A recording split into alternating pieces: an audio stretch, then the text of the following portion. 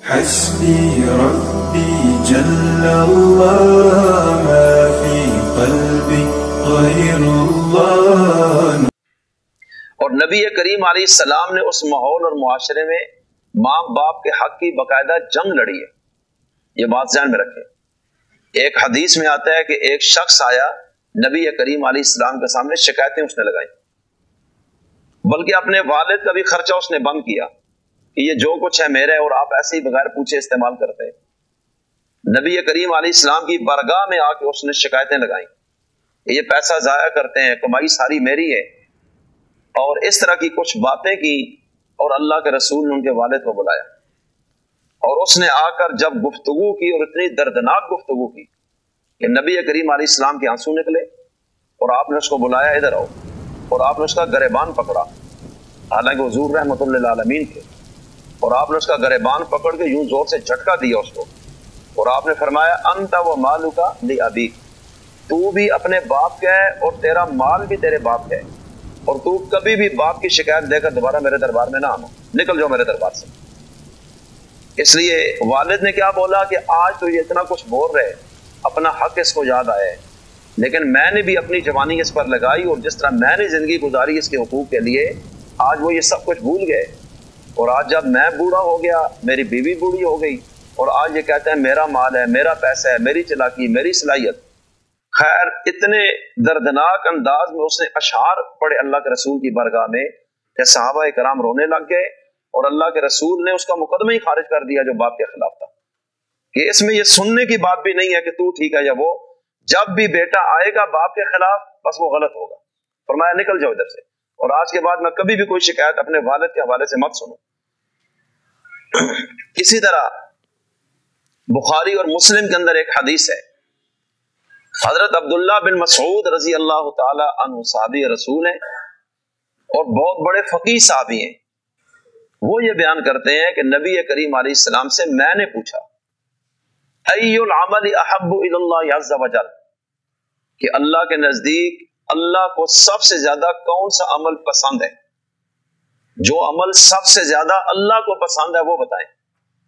نبی کریم علیہ السلام نے فرمایا الصلاۃ علی وقتہا،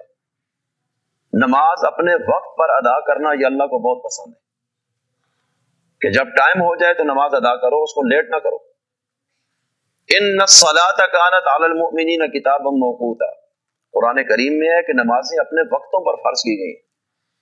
تو اللہ کے رسول علیہ السلام نے فرمایا حضرت عبداللہ بن مسعود کے سوال کے جواب میں الصلاۃ علی وقتہا، نماز اپنے وقت پر پڑھنا یہ عمل اللہ کو بہت پسند ہے۔ انہوں نے پوچھا اس کے بعد اور اللہ کو کیا پسند ہے؟ فرمایا ثم بر الوالدین، پھر ماں باپ کے ساتھ حسن سلوک اور اچھائی کرنا یہ اللہ کو بہت پسند ہے۔ انہوں نے پوچھا اس کے بعد کون سا عمل اللہ کو زیادہ پسند ہے؟ نبی کریم علیہ السلام نے فرمایا الجہاد فی سبیل اللہ، اللہ کے راستے میں جہاد کرنا،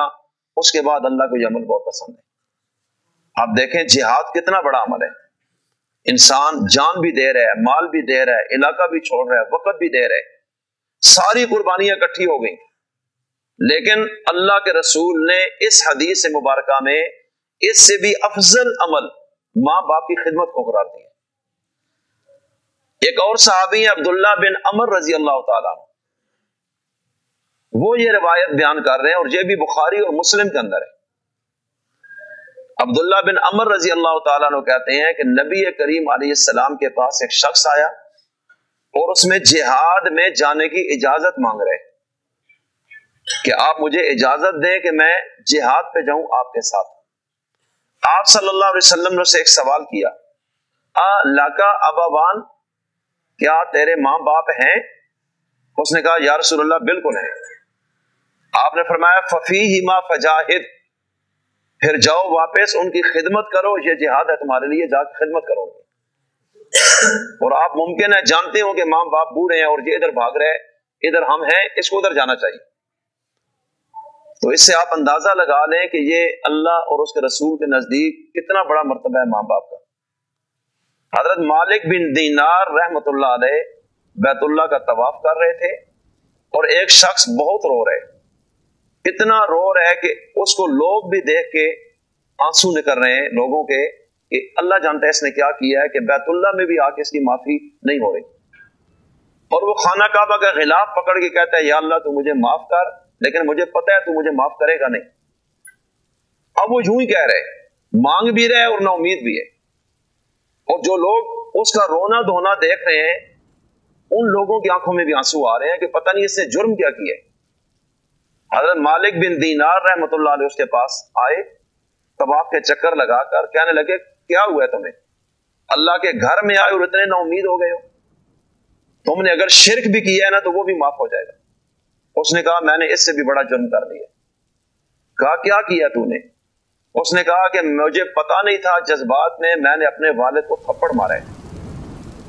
اور اللہ تعالیٰ نے اسی لمحے مجھے پکڑ لیا اور میرا یہ بازو شل ہو گیا ہے، اب یہ لکڑ بن گئی ہے، اس میں جان کوئی نہیں، یہ لکڑ ہے اس وقت، ہاتھ تو اسی وقت اللہ نے گرفت میں لے لیا۔ تو میں اس لیے آ کے ادھر رو رہا ہوں کہ یا اللہ مجھے بخش، لیکن مجھے لگتا یہ ہے کہ تو مجھے معاف نہیں کرے گا۔ اور ایک حدیث میں آتا ہے کہ اللہ کی ناراضگی والد کی ناراضگی میں ہے اور اللہ کی رضا والد کی رضا میں۔